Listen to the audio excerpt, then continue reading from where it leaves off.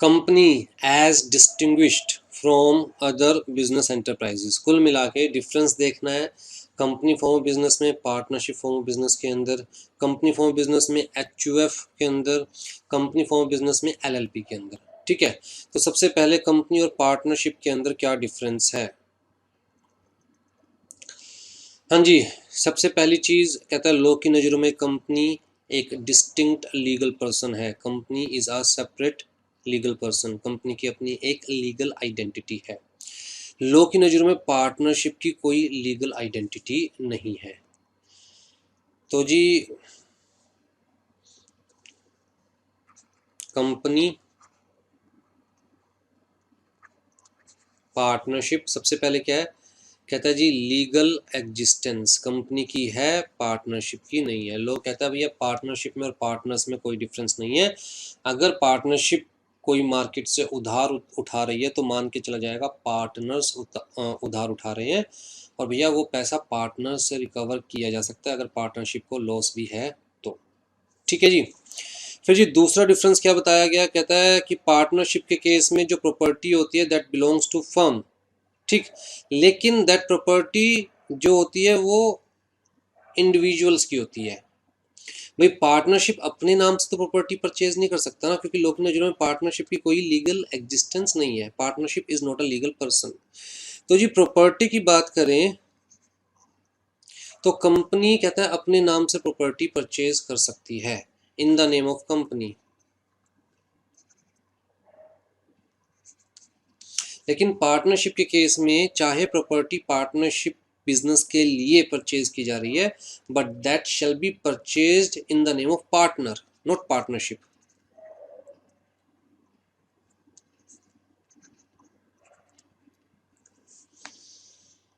That shall be purchased in the name of partner, although that property shall be used only for the purpose of partnership।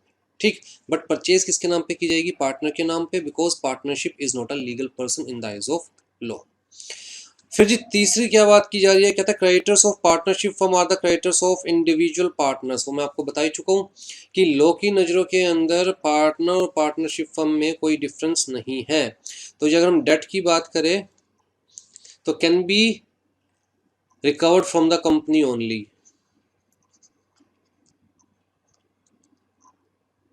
can be recovered from company only, मतलब company के नाम पर ही loan लिया जाता है, उधार लिया जाता है, कंपनी के नाम पर ही केस फाइल किया जा सकता है for the recovery of the money.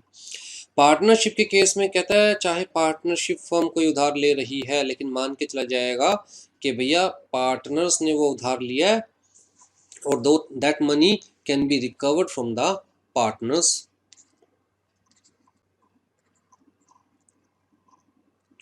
Recovered from partner, partner या पार्टनर्स, अगर बाकी पार्टनर्स भाग गए, एक भी फंस गया, उससे भी सारा पैसा रिकवर किया जा सकता है। ठीक है जी। हाँ जी, partners are the agent of the firm, mutual agency. देखिए सारे पॉइंट आपको या सारे टर्मिनोलॉजी आपको समझ में आनी चाहिए, क्योंकि मैं सब चीज़ बहुत डिटेल में समझा चुका हूँ प्रीवियस क्लासेस में। पार्टनरशिप जब मैंने आपको एग्जांपल दिया था तो वहाँ बताया था कि म्यूचुअल एजेंसी होती है, स्पेसिफिकली कंपनी लॉ की जो फर्स्ट क्लास है जहाँ आलू कचालू वाली स्टोरी सुनाई थी, वहाँ पर मैंने बताया था कि म्यूचुअल एजेंसी नाम की टर्म क्या होती है। तो पार्टनरशिप के केस में म्यूचुअल एजेंसी होती है, मतलब every partner is the agent as well as principal of all other partners. But company के केस में म्यूचुअल एजेंसी नहीं होती, मतलब any member of the company cannot be considered as the agent या principal of the company. तो member अगर कोई काम करता है उसके लिए कंपनी लायबल नहीं है, कंपनी कोई काम करती है उसके लिए मेंबर लायबल नहीं है, राइट। इसी तरह मैं आपको बता चुका हूँ individual director is not the agent of the company, individual director के पास कोई पावर नहीं होती। तो जी इंडिविजुअल डायरेक्टर अगर कोई काम करता है कंपनी के नाम पर तो उसके लिए कंपनी लायबल नहीं है, और कंपनी कोई काम करती है तो उसके लिए इंडिविजुअल डायरेक्टर लायबल नहीं है। ये तो board of directors collectively by majority जब डिसीजन लेते हैं तो मान के चला जाता है कि कंपनी के नाम पर काम किया जा रहा है। ठीक है, तो कहता है म्यूचुअल एजेंसी नहीं होती in case of company between the members and the company, between the directors and the company. हाँ जी, a partner can not contract with his firm. क्यों? क्योंकि पार्टनरशिप फर्म कुछ होती ही नहीं।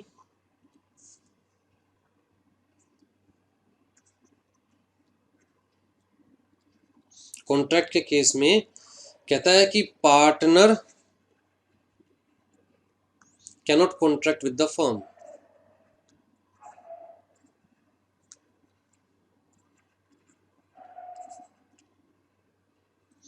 क्यों नहीं कर सकता?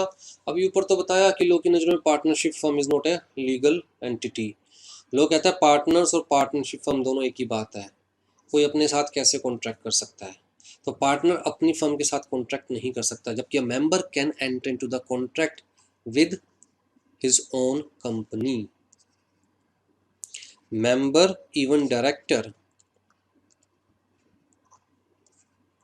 Can contract with company. ठीक है, मैं रिलायंस के शेयर्स लूँगा तो क्या मैं रिलायंस का मोबाइल नहीं ले सकता? डेफिनेटली ले सकता हूँ। अगर कोई बंदा रिलायंस का डायरेक्टर है तो क्या वो रिलायंस की सर्विसेज नहीं ले सकता? रिलायंस का प्रोडक्ट नहीं परचेज कर सकता? बिल्कुल परचेज कर सकता है। ठीक है जी।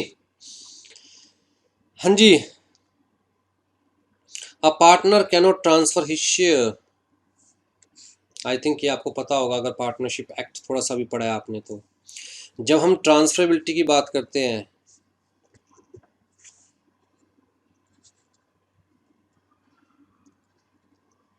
ट्रांसफरेबिलिटी ऑफ शेयर्स की बात करते हैं, तो कहता है मेंबर्स कैन ट्रांसफर शेयर्स। यही तो हमने बताया था परपेचुअल सक्सेशन में, ट्रांसफरेबिलिटी ऑफ शेयर्स में, कि एक मेंबर अपने शेयर दूसरे को सेल कर सकता है, ट्रांसफर कर सकता है, गिफ्ट दे सकता है, इनहेरिटेंस में ट्रांसफर हो सकता है। बट भैया एक पार्टनर अपना शेयर ट्रांसफर नहीं कर सकता without the consent of all other partners. तो अगर किसी पार्टनर को अपना शेयर सेल करना है, किसी और के नाम पे ट्रांसफर करना है, then the consent of all other partners is required. ठीक है। हाँ जी, उसके बाद रिस्ट्रिक्शन ऑन पार्टनर्स अथॉरिटी। कहता है जी, ये बड़े ध्यान से समझिएगा इस बात को, पहले मैं समझा दूं। जब हम पार्टनरशिप में काम करते हैं तो जी ए बी सी तीन लोग मिलकर लेट से पार्टनरशिप में काम कर रहे हैं।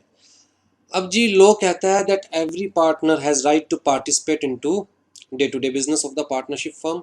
इसका मतलब ए भी पार्टनरशिप फर्म के नाम पर कॉन्ट्रैक्ट में एंटर कर सकता है, बाय भी कर सकता है, रॉ मटेरियल सेल भी कर सकता है, कोई भी गुड्स पार्टनरशिप का। बी भी दोनों काम कर सकता है, बाय भी कर सकता है, सेल भी कर सकता है। सी भी दोनों काम कर सकता है, बाय भी कर सकता है, सेल भी कर सकता है। ठीक, ये तो एक सिंपल सा एग्जांपल के थ्रू समझा रहा हूँ, और बहुत तरह के कॉन्ट्रैक्ट्स होते हैं, एम्प्लॉय को हायर करना है और चीज़ें हैं, राइट। अब जी मान के चलते हैं ए को मार्केट में सही डिसीजन लेने नहीं आते, specifically with regard to buying of products. तो जी जब इन्होंने पार्टनरशिप में काम शुरू किया तो इन्होंने एक बनाई पार्टनरशिप डीड।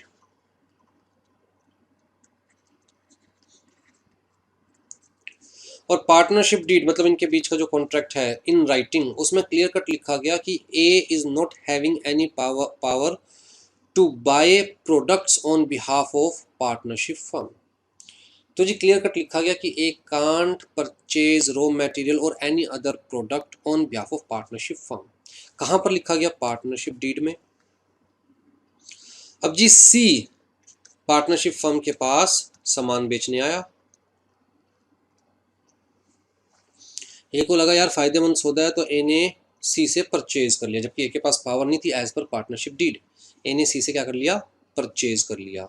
उस वक्त बी और, अच्छा सी तो ऑलरेडी है, डी, बी और सी उस वक्त फैक्ट्री में थे नहीं, तो ए ने फिर भी परचेज कर लिया, जबकि ए को पता था कि एज पर पार्टनरशिप डीड तेरे पास पावर ही नहीं है परचेज करने की।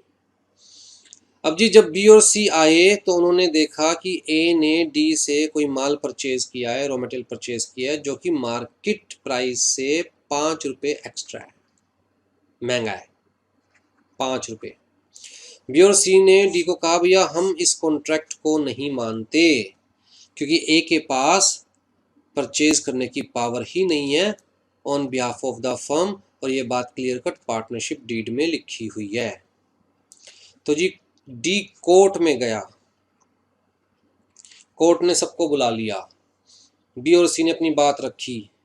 कोर्ट ने बी और सी से पूछा, भाई मुझे सिर्फ एक बात का जवाब दो कि क्या पार्टनरशिप डीड आपने डी को पढ़ाई थी? कहता है आप इंटरनली कोई भी कॉन्ट्रैक्ट करते हो, कोई भी टर्म्स एंड कंडीशंस रखते हो, क्या वो दुनिया को पता है? वो टर्म्स एंड कंडीशंस सिर्फ उनके ऊपर एप्लीकेबल है जिनको स्पेसिफिकली उन टर्म्स एंड कंडीशंस के बारे में पता है। अगर डी को ये बात पता होती कि ए के पास परचेजिंग पावर नहीं है, फिर भी डी ए को सेल करता, फिर तो आपकी बात जायज़ थी कि कॉन्ट्रैक्ट इनवैलिड है। बट डी को अगर ये बात नहीं पता है तो भैया लॉ ने तो बड़ा क्लियर कट सी बात कही है कि जो भी गद्दी पे बैठा होगा, जो भी फर्म में एज पार्टनर वर्क करेगा, उसके पास परचेजिंग पावर है, उसके पास डे टू डे बिजनेस में डिसीजंस लेने की पावर है। तो भैया मान के चला जाएगा, डी के पॉइंट ऑफ व्यू से मान के चला जाएगा कि ए के पास ये पावर है और ये कॉन्ट्रैक्ट वैलिड है, क्योंकि पार्टनरशिप डीड की कंडीशन आपने डी को नहीं बताई हुई। तो ये चीज़ यहाँ पर बताने की कोशिश की जा रही है। क्या चीज़ बताने की कोशिश की जा रही है? कहता है जो भी रिस्ट्रिक्शंस है ऑन एनी पार्टनर, पार्टनर्स की अथॉरिटी पे जो भी रिस्ट्रिक्शन है जो कि पार्टनरशिप डीड के अंदर लिखी गई है, that can not bind outsider, जब तक आउटसाइडर को ये बात पता ना हो। तो जी ये मान के चला जाएगा कि भैया रिस्ट्रिक्शंस की बात करें, इंटरनल रिस्ट्रिक्शंस की बात करें,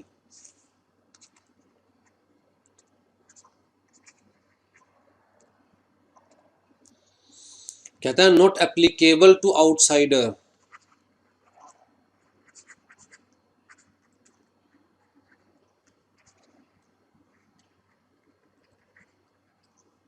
unless and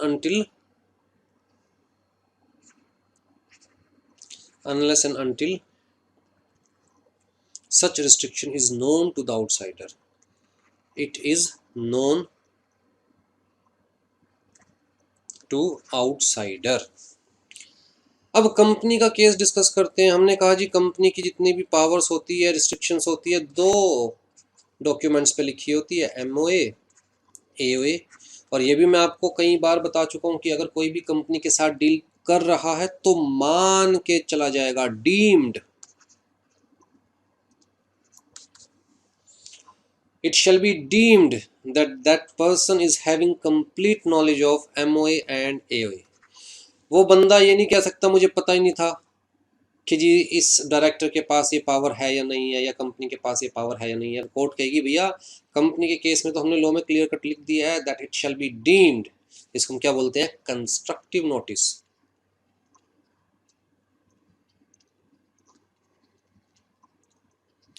लोग कहता है जो भी एमओए में एओए में लिखा हुआ है, इस चीज का हम मान के चल रहे हैं नोटिस पूरी दुनिया को चला गया। अब जो भी इंसान कंपनी के साथ डील कर रहा है, it shall be construed that that person is having notice of all the terms and conditions written in MOA and AOA। तो जी यहाँ पर कहता है जो भी कुछ लिखा होगा internal restriction in MOA AOA, that is applicable to everyone who is dealing with the company।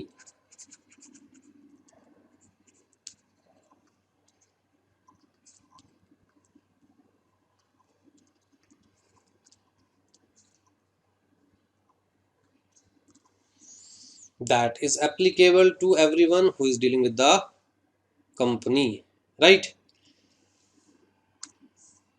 हाँ जी। पार्टनर्स लायबिलिटी कहता है हमेशा अनलिमिटेड। पार्टनर्स की लायबिलिटी क्या है? कहता है जी अनलिमिटेड। कंपनी केस में मेंबर्स की लायबिलिटी क्या है? लिमिटेड। ठीक। परपेचुअल सक्सेशन कहता है जी कंपनी का तो परपेचुअल सक्सेशन है। अब क्या होता है वो डिस्कस करने की जरूरत तो नहीं, लास्ट क्लास में बड़ा डीपली डिस्कस किया है, राइट। तो कंपनी की क्या है? Perpetual succession. पार्टनरशिप की कहता है कोई परपेचुअल सक्सेशन नहीं है। जैसे ही पार्टनर मरा, पार्टनरशिप की कॉन्स्टिट्यूशन चेंज हो गई, तो मान के चला जाएगा नई पार्टनरशिप इनकॉर्पोरेट हो गई, नई पार्टनरशिप बन गई।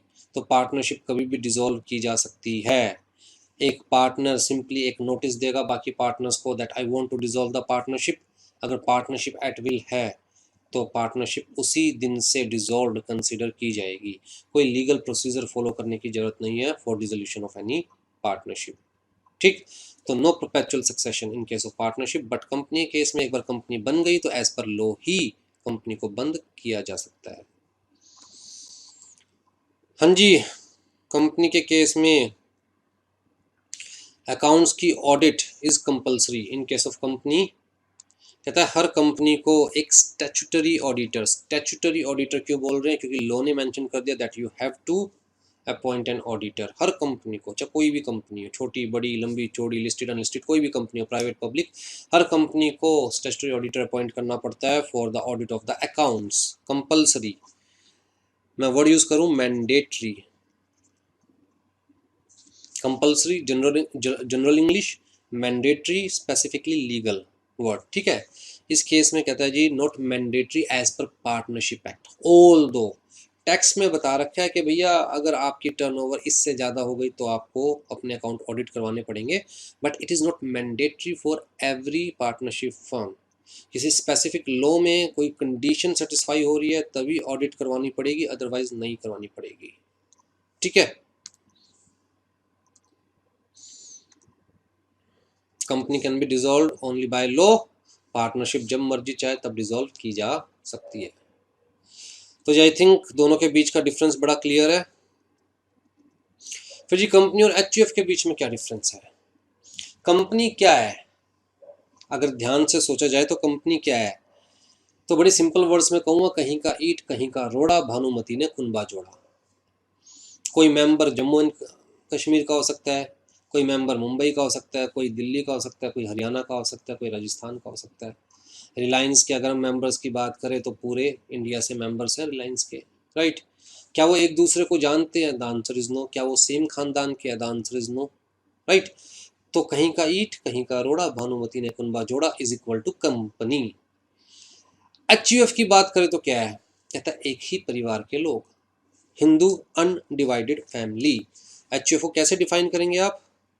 इसको मैं हाईलाइट करके कह रहा हूँ, ध्यान रखिएगा। एचयूएफ को कैसे डिफाइन करेंगे आप? कहता है linearly descending from a common ancestor. Linearly descending from a common ancestor, एक लाइन में कॉमन एंसेस्टर के जो डिसेंडिंग है। जैसे कि यहाँ कौन थे? कहते हैं दादाजी, तो उनके नीचे कौन आएगा? कहता है दादाजी के बेटे। अब मान के चल रहे हैं हम थर्ड या फोर्थ जनरेशन तक जा रहे हैं तो उनको पापा कंसीडर कर लेते हैं। 5 बेटे थे, तो जी दादाजी सन 1, दादाजी सन 2, इस तरह करके 5 थे। उनके नीचे कौन आएगा? कहता है जी इनके बेटे। ठीक है, तो सन 1 सन 2, फिर जी इसका था सन 1, इसका था 2, सन 1 सन 2। तो एक बंदे से जो सारे के सारे जुड़े हुए हैं, linearly descending from a common ancestor up to 3 generation, up to 3 generation, that is HUF. तो सारे किसके है? कहता है एक परिवार के। तो ये क्या है? होमोजीनियस, कहीं का ईंट कहीं का रोड़ा नहीं है। ये क्या है? एक परिवार के, होमोजीनियस। जबकि कंपनी के मेंबर्स कहता है कहीं के भी हो सकते हैं, एक परिवार के भी हो सकते हैं, अलग अलग परिवार के भी हो सकते हैं, अलग अलग शहर के भी हो सकते हैं, अलग अलग स्टेट के भी हो सकते हैं, राइट। इवन अलग अलग कंट्री के भी हो सकते हैं। कोई फॉरनर भी किसी कंपनी के शेयर परचेज कर सकता है, राइट। तो क्या हो जाएगा? हिट्रोजीनियस, कहीं का ईंट कहीं का रोड़ा, भानुमति ने कुनबा जोड़ा। ठीक है जी। फिर कहता है एचयूएफ के केस में सारा काम कौन संभालेगा? बिजनेस कौन संभालेगा? कर्ता। हु इज कर्ता? अगर हम ट्रेडिशनल डेफिनेशन देखें तो हम कहेंगे जी most senior male member of the HUF. अगर दादाजी जिंदा है तो दादाजी करता, दादाजी के जाने के बाद जो भी मोस्ट सीनियर मेल मेंबर हो गया, लेट्स से सबसे बड़े वाले ताऊ जी, वो करता, राइट। तो करता, करता का मतलब वो इंसान जो बेचारा करता करता मर जाता है परिवार के लिए, फिर भी गालियाँ ही खाता है आखिर में, तो उसे क्या बोलते हैं हम? करता। बड़ा सोच समझ के नाम रखा है। जो इंसान बेचारा करता करता मर जाता है, कमर झुक जाती है, लेकिन बाद में गालियाँ खा के ही जाता है सारे परिवार से। अगर हम आज की डेट में डेफिनेशन देखते हैं तो दैट इज मैनेजर। मैनेजर क्यों कहा गया? कहता मान के चलो करता 95 साल का है, the most senior most mail member of the family क्या है? 95 साल का। क्या 95 साल की उम्र में उसके पास डिसीजन टेकिंग पावर होगी? उतना उसका माइंड उतना काम करेगा?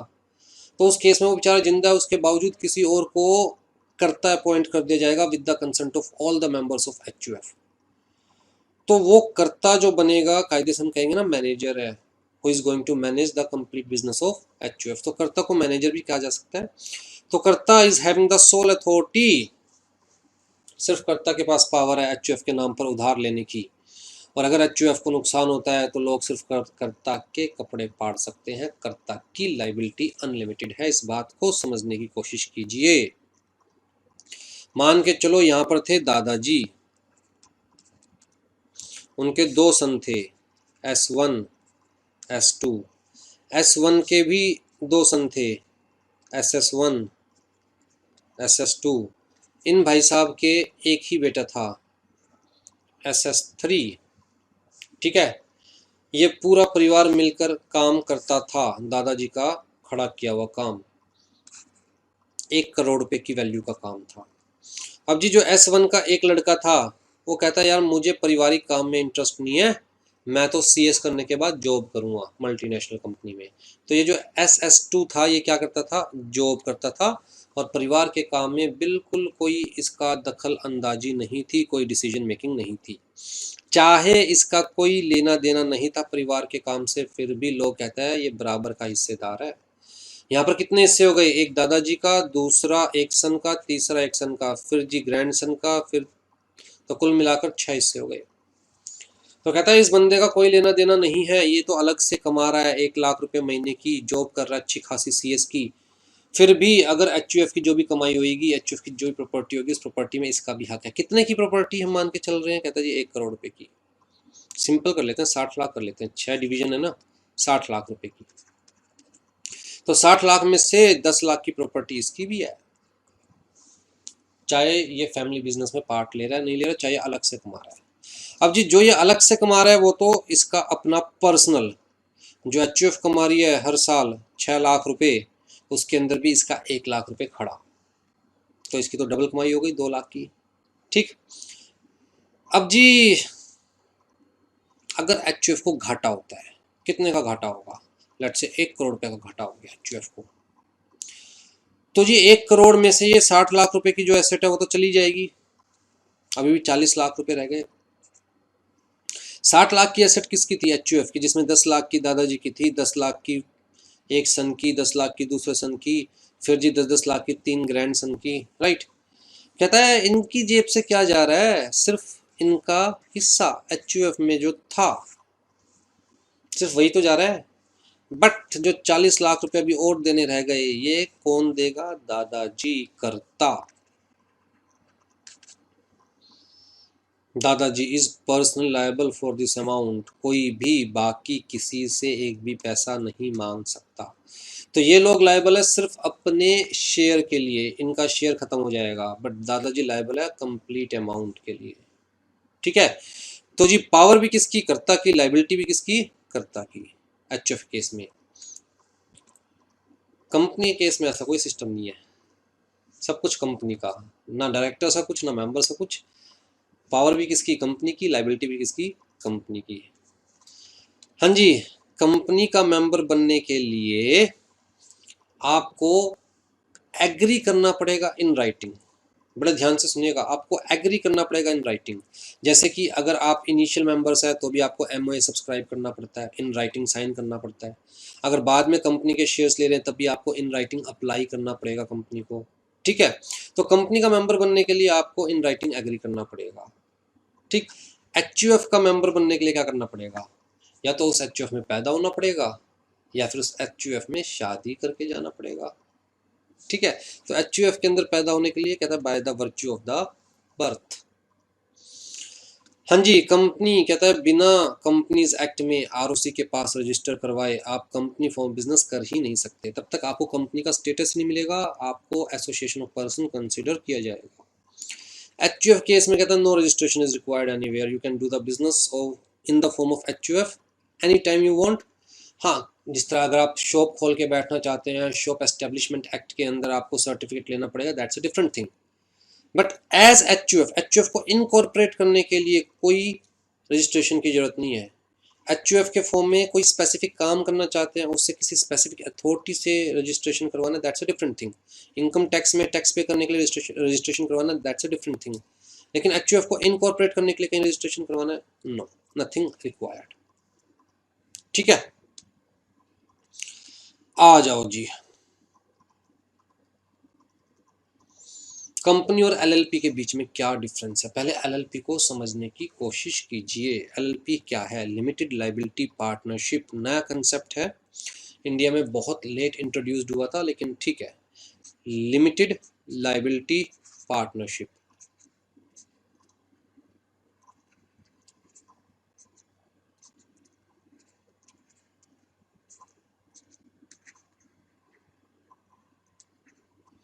अभी भी इंडिया के अंदर मतलब इतना ज़्यादा नोन नहीं है या इतना ज़्यादा फेमस नहीं है, राइट।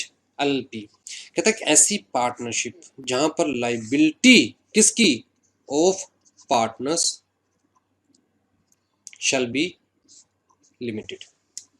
वैसे हमने क्या पढ़ा है कि पार्टनरशिप में लाइबिलिटी ऑफ पार्टनर अनलिमिटेड होती है, बट अगर हम पार्टनरशिप को कॉर्पोरेट फॉर्म में कन्वर्ट कर दें, जैसे कंपनी की लाइबिलिटी लिमिटेड, इसी तरह पार्टनरशिप की लाइबिलिटी भी लिमिटेड कर दे, तो कंपनी और पार्टनरशिप को मर्ज किया, एक नया फॉर्म ऑफ बिजनेस निकाला, LLP, लिमिटेड लाइबिलिटी पार्टनरशिप। अब जी यहाँ पर अगर पार्टनर 1-1 लाख रुपए लेके आ रहे हैं काम करने के लिए, तो कहता है जी उनकी लाइबिलिटी इतनी ही है बस। जहाँ कंपनी केस में मेंबर जितना पैसा देता है शेयर परचेज करने के लिए, उसकी लाइबिलिटी उतनी ही है, तो यहाँ पर भी पार्टनर की लाइबिलिटी इतनी ही है, इससे ज़्यादा पार्टनर की लाइबिलिटी नहीं है, चाहे LLP को कितना भी लॉस हो। तो कंपनी वाला कंसेप्ट आ गया, राइट। तो फ़ायदा क्या है? कहता फ़ायदा यह है कि कंपनी के केस में हमें डायरेक्टर्स अपॉइंट करने पड़ते हैं स्पेसिफिकली, यहाँ पर डायरेक्टरशिप का कंसेप्ट नहीं है, यहाँ पर जो पार्टनर्स हैं वो ही LLP के बिजनेस को, डे टू डे बिजनेस को मैनेज कर सकते हैं। ठीक, तो basically hybrid form of company and partnership, दोनों को मिलाया और एक नई किस्म की बिजनेस स्ट्रक्चर को जन्म दिया, LLP। LLP is an alternative corporate business, alternative company से अल्टरनेट, ठीक है, that gives the benefit of limited liability of a company and flexibility of partnership. LLP can continue its existence irrespective of the change in partners. तो सबसे बड़ा benefit ये है ना, अगर हम नॉर्मल पार्टनरशिप की बात करें तो एक पार्टनर गया तो भैया पार्टनरशिप खत्म, डिसॉल्व हो गई। लेकिन LLP के केस में कंपनी वाला केस है, एक पार्टनर जाना चाहे जा सकता है, दूसरा आना चाहे आ सकता है। ठीक, जैसे कंपनी के केस में मेंबर जा सकता है, दूसरा मेंबर आ सकता है। It is capable of entering into the contract, तो LLP is also having legal existence in the eyes of law, जबकि पार्टनरशिप के केस में पार्टनरशिप की कोई लीगल एग्जिस्टेंस नहीं होती in the eyes of law. तो जब लीगल एग्जिस्टेंस है लॉ की नज़रों में, तो अपने नाम से काम करेगी LLP, अपने नाम से प्रॉपर्टी होल्ड करेगी, अपने नाम से कॉन्ट्रैक्ट में एंटर करेगी, सब कुछ अपने नाम से करेगी, तो separate legal entity and is liable to full extent of its asset, but the liability of partners is limited to their agreed contribution to the partnership firm, मतलब LLP जैसे हमने कहा कि जी 1-1 लाख लेके आए तो बस इतनी ही लाइबिलिटी है, इससे ज़्यादा ही कोई लाइबिलिटी नहीं। Further, no partner is liable on the account of independent या unauthorized action of other partner. Partnership firm के केस में हमने क्या पढ़ा कि every partner is the agent as well as principal of all other partners, मतलब एक partner की गलती बाकी सब पर भारी पड़ेगी। This is not the case in case of LLP। कहता है LLP corporate form of business consider कीजिए, एक body just like a company. तो जैसे कंपनी के केस में एक डायरेक्टर की गलती सबके ऊपर भारी नहीं पड़ती, एक मेंबर की गलती सबके ऊपर भारी नहीं पड़ती, वैसे LLP के केस में कहता है जी इंडिविजुअल पार्टनर की गलती, अनऑथराइज्ड एक्शन या इंडिपेंडेंट एक्शन बाकी पार्टनर्स पे भारी नहीं पड़ेगी। जैसे हमने एग्जांपल डिस्कस किया था, क्या एग्जांपल डिस्कस किया था कि भैया अगर ए ने परचेज कर लिया जबकि ए के पास पार्टनरशिप डीड में पावर नहीं है, और डी को ये बात पता नहीं थी कि ए के पास पावर नहीं है, तो जी ये कॉन्ट्रैक्ट वैलिड है, ए की गलती सब पर भारी पड़ेगी। ये जो 5 रुपये ज़्यादा में परचेज किया था, हाई प्राइस पर परचेज किया था, फर्म को भुगतना पड़ेगा। This is not the case in case of LLP। कहता है जो LLP डीड है उसमें जो लिखा जाएगा मान के चला जाएगा, just like MOA, just like AOA, मान के चला जाएगा, ये सारी दुनिया को पता है ये। तो अगर यही काम एलएलपी में हुआ होता तो कोर्ट कहती भैया जब एक के पास पावर ही नहीं है, एलएलपी डीड में लिखा हुआ है, तो मान के चला जाएगा कि आपको ये बात पता थी और ये कॉन्ट्रैक्ट इनवैलिड है। तो एक की गलती, अनऑथराइज्ड एक्ट एक का बाकी सब पर भारी, पूरी फर्म पर भारी नहीं पड़ेगा इन केस ऑफ एलएलपी। ठीक है, तो कुल मिलाकर हम कहेंगे hybrid version of company and partnership, दोनों की कमियां खत्म कर दी और दोनों का जो एडवांटेज है वो मिक्स कर दिया। कंपनी फॉर्म ऑफ बिजनेस की सबसे बड़ी कमी क्या है? कहता है कुछ डिसीजंस डायरेक्टर्स को मेंबर्स से पूछने होते हैं, इंपॉर्टेंट डिसीजंस। मेंबर्स की मीटिंग कॉल करेंगे, 1 महीना लग जाता है, और पता चलता है जो डिसीजन उसी वक्त लेना चाहिए था उसके लिए 1 महीना ऑलरेडी निकल गया, अपॉर्चुनिटी हाथ से निकल गई। सबसे बड़ी डिसएडवांटेज है डीम्यूचुअलाइजेशन। Demutualization means the persons who are investing are different from the persons who are managing. Demutualization is the biggest disadvantage of the company. LLP में ये डिसएडवांटेज नहीं है। क्यों? क्योंकि कहता है जो पार्टनर्स इन्वेस्ट कर रहे हैं वही डे टू डे बिजनेस में डिसीजन ले सकते हैं। ठीक, no partner is liable on the account of independent हो गया। Mutual rights and duties of the partner will be written in the LLP agreement, जिसे हम एलएलपी डीड कहेंगे। ठीक है जी, बस खत्म।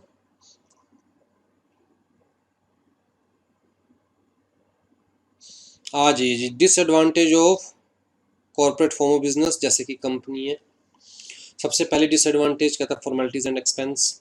भैया स्टार्ट करना है तो भी आपको आरओसी के पास जाना पड़ेगा कंपनी लॉ के अंदर, और बाकायदा एमओए इनकॉर्पोरेट करना, बनाना पड़ेगा, बाकायदा आर्टिकल्स ऑफ एसोसिएशन बनाना पड़ेगा, बहुत सारे फॉर्म्स फिल करने होते हैं। तो भैया एक आम इंसान कंपनी इनकॉर्पोरेट नहीं कर सकता, उसे सीएस का सहारा लेना पड़ेगा, सीए का सहारा लेना पड़ेगा, राइट। तो जब सीए सीएस की प्रोफेशनल सर्विसेज लेगा तो भैया उसे पैसे भी देने पड़ेंगे। तो जनरली कंपनी इनकॉर्पोरेट करने में 8 से 10 हज़ार रुपये कम से कम लग जाते हैं। इसी तरह जब कंपनी को वाइंड अप करना पड़ेगा तब भी भैया डिटेल्ड वाइंडिंग अप प्रोसीजर है। तो जो उस केस में भी पैसे लगेंगे जेब से, और पूरा लंबा चौड़ा प्रोसीजर है, सर दर्द है। ठीक, फिर जी कंपनी अगर बना रहे हो तो जी एक स्टैट्यूटरी ऑडिटर अपॉइंट करना पड़ेगा, चाहे काम है या नहीं है, उसकी फीस पे करनी पड़ेगी। डायरेक्टर्स अपॉइंट करने पड़ेंगे, private company minimum 2 director, public company minimum 3 director, उनको पे करना पड़ेगा। तो जी फॉर्मेलिटीज़ बहुत है और एक्सपेंसेस भी बहुत है, बहुत सारे रजिस्टर्स मेंटेन करने पड़ेंगे, टाइम टू टाइम आरओसी को बहुत सारे रिटर्न्स फाइल करनी पड़ेगी, बहुत सारी इन्फॉर्मेशन अलग अलग अथॉरिटीज़ को देनी पड़ेगी। तो बहुत सारी खर्चे हैं, बहुत सारी फॉर्मेलिटीज़ है। ठीक है, फिर जी डिस्क्लोजर्स, जैसे कि प्रॉफिट एंड लॉस अकाउंट आपको अपलोड करना ही करना है आरओसी के पास। और आरओसी एक ऐसा पोर्टल है जहाँ से कोई भी डाउनलोड कर सकता है, तो you can not hide anything. आपको एनुअल रिटर्न फाइल करनी है, आपको profit and loss account file करना है, और उसके पास आपको बैलेंस शीट फाइल करनी है। तो जी इन सब चीज़ों को कोई भी वहाँ से डाउनलोड कर सकता है बाय पेइंग नॉमिनल फ़ी, और कोई भी देख सकता है कि कंपनी में क्या चल रहा है क्या नहीं चल रहा है। तो जी कंप्लीट डिस्क्लोजर रहता है एक तरह से कंपनी के अंदर, तो anything can not be hidden. ठीक है, फिर separation of control and ownership, demutualisation, कि भैया मैनेजमेंट अलग होती है, डायरेक्टर्स अलग होते हैं, मेंबर्स अलग होते हैं। ग्रेटर सोशल रिस्पॉन्सिबिलिटी, कहता है जी कंपनी के केस में सोशल रिस्पॉन्सिबिलिटी भी ज़्यादा होती है। एक टर्म आपको बताता हूँ, कॉरपोरेट सोशल रिस्पॉन्सिबिलिटी, जो कि आप कंपनी लॉ में पढ़ोगे एग्जीक्यूटिव में, कि भैया अगर कॉरपोरेट सोसाइटी से रिसोर्स लेकर प्रॉफिट अर्न कर रही है तो जी सोसाइटी को कुछ रिटर्न भी करेगी। This is the responsibility of the corporation.